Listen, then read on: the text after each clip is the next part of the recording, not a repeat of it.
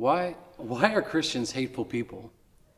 You may have bumped into someone who calls themselves a Christian and comes across as hateful, or you may have read or come across someone else who let you know that Christians are hateful towards one issue or another issue, or towards one group of people or another group of people. So why is that?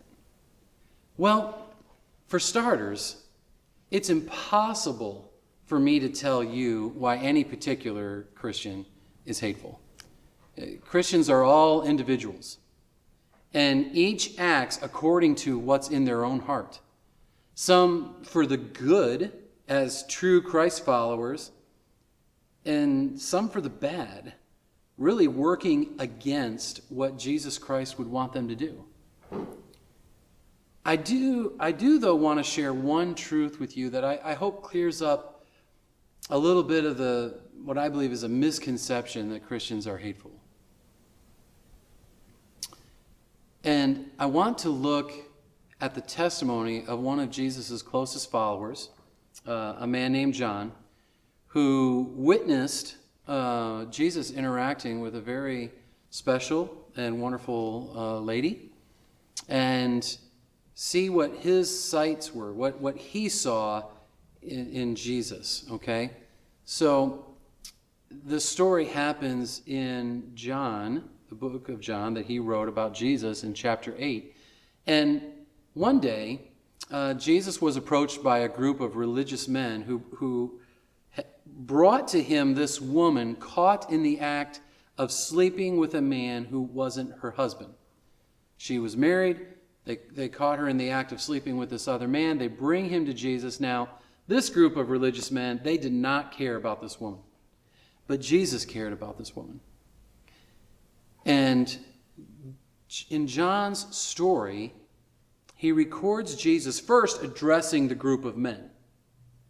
And this group of men, having heard what Jesus had to say, they all walked away one by one. And once they had walked away, Jesus asks these two questions, and I just want to read them for you. He says, "Woman, where are they? Has no one condemned you?" Two questions. Woman, where are they? Where are all these men who brought you? And has no one condemned you? She responds with this. She says, "No one, Lord." And Jesus said this, "Neither do I condemn you. Go."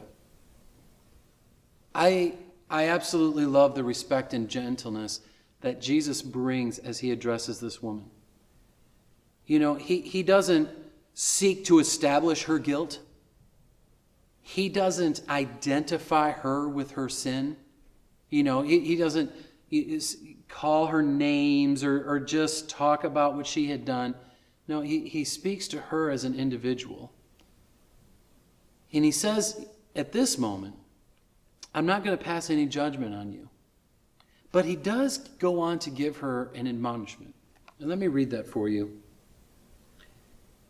Jesus said, "Neither do I condemn you. Go, and from now on, sin no more." Now,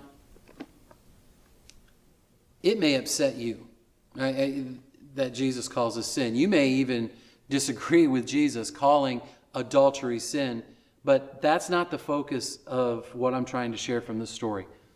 Jesus showed gentleness and respect to the woman while being very direct, and maybe you feel even harsh towards the sin.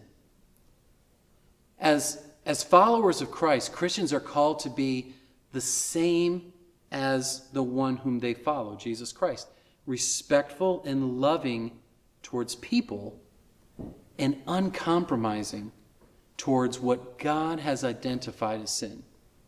Now, you may identify yourself according to something God has called sin, but God identifies you as an individual with whom he wants to have a loving relationship with. An individual who makes, just as I do, wrong choices, bad choices, sinful choices at times. Why do Christians why are Christians hateful people? You know, we need to view each other as God views us. And for us to interact with each other with compassion, gentleness, and respect, especially those that claim to follow him.